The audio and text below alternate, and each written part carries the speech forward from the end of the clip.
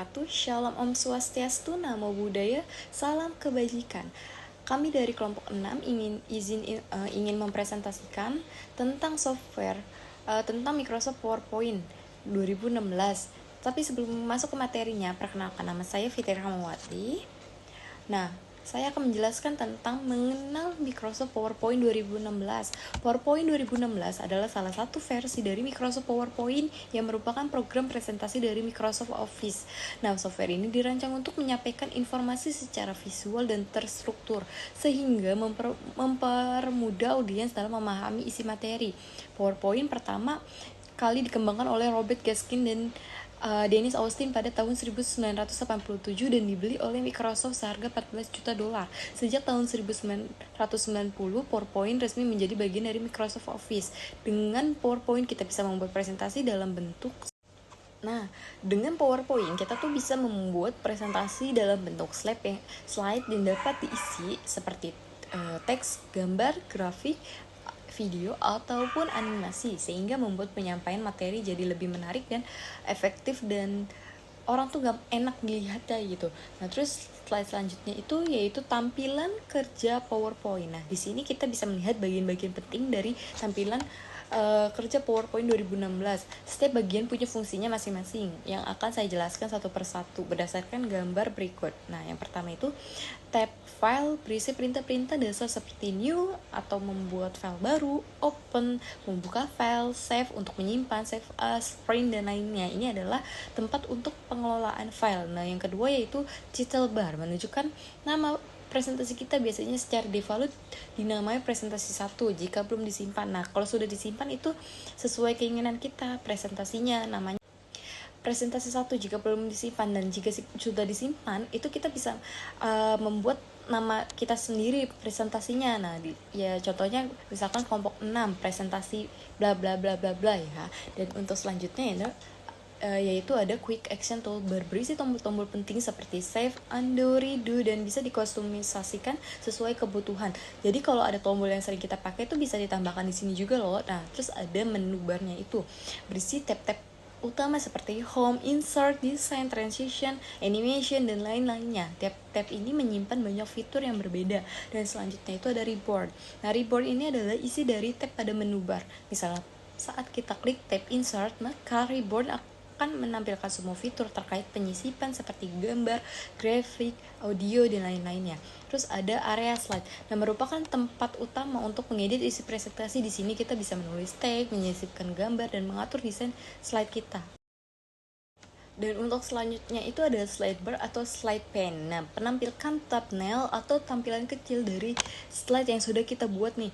Yang ini membantu kita melihat urutan slide secara cepat dan berpindah antar slide dengan slide yang lain dengan mudah ya. Assalamualaikum warahmatullahi wabarakatuh. Perkenalkan, nama saya Fitriani. Di sini saya akan melanjutkan pembahasan dari teman saya, yaitu Fitri. Lanjut ke pembahasan selanjutnya, yaitu format, background, dan efek animasi. Langkah pertama yang dibuat untuk membuka presentasi, yaitu buka program PowerPoint 2016, lalu klik blank presentation atau desain template yang sudah disediakan, lalu double klik maka tampilannya akan seperti ini. Pada slide selanjutnya itu memformat background style. Yang pertama dilakukan yaitu buka program dulu PowerPoint 2016, kemudian pilih blank presentation, lalu pilih area slide presentasi, kemudian klik tab design atau format background, kemudian pilih salah satu background, misalkan di sini kan ada gradient fill ya, maka hasilnya akan seperti ini. Selanjutnya saya akan membahas cara memformat text. Yang pertama itu buka program PowerPoint 2016, lalu pilih blank presentation pada area slide presentasi ini, kemudian pilih tab design atau themes, kemudian pilih salah satu themes yang diinginkan, maka hasilnya seperti ini. Berikut ini adalah pembahasan nomor 4, memberi efek animation pada Microsoft PowerPoint. Untuk membuat presentasi lebih menarik dan dinamis, kita dapat memberikan efek animasi pada teks atau objek. Berikut adalah langkah-langkahnya, yaitu yang A, buatlah teks terlebih dahulu. Ketikkan teks yang ingin diberi efek animasi di dalam slide PowerPoint. Kemudian contohnya memberi efek animasi.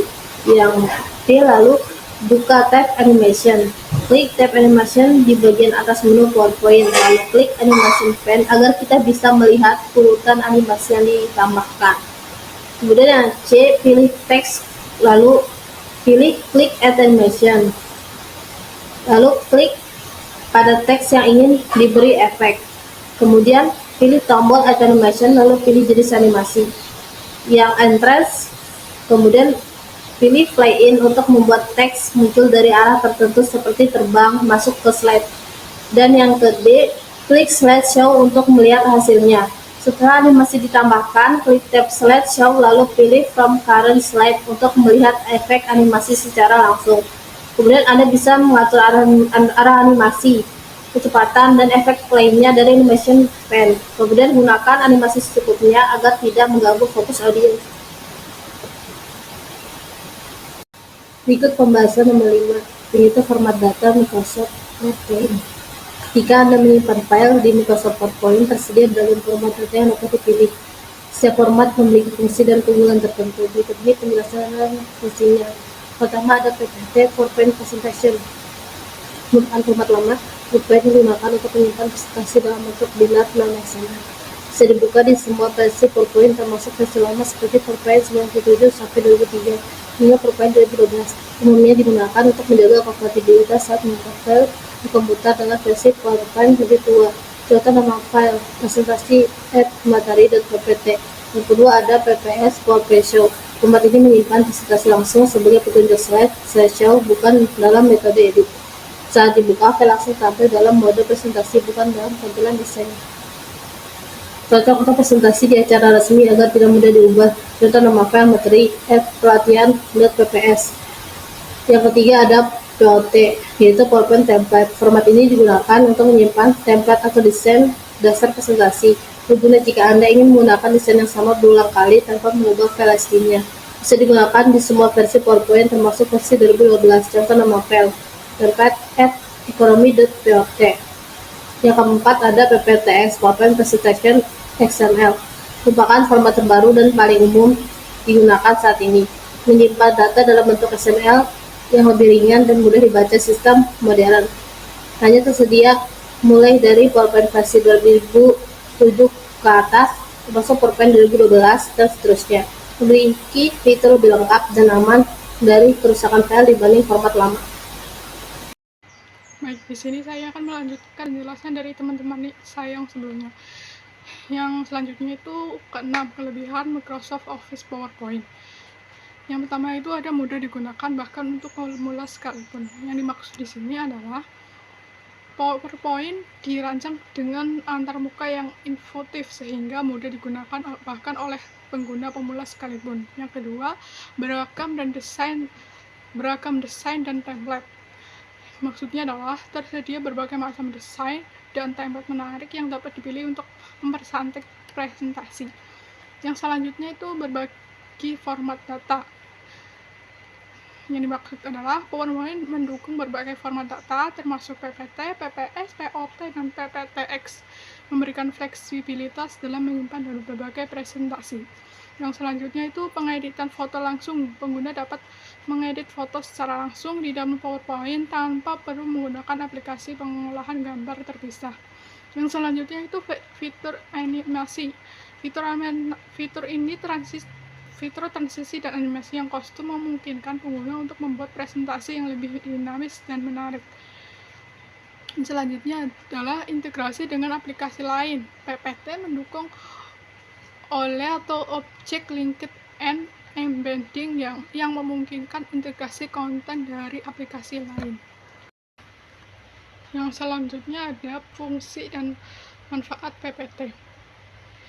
Yang pertama fungsi PPT, yaitu untuk membuat presentasi visual yang lebih spesifik. PPT dapat digunakan membuat panduan pendidikan. PPT dapat digunakan untuk membuat materi pembelajaran yang menarik dan interaktif.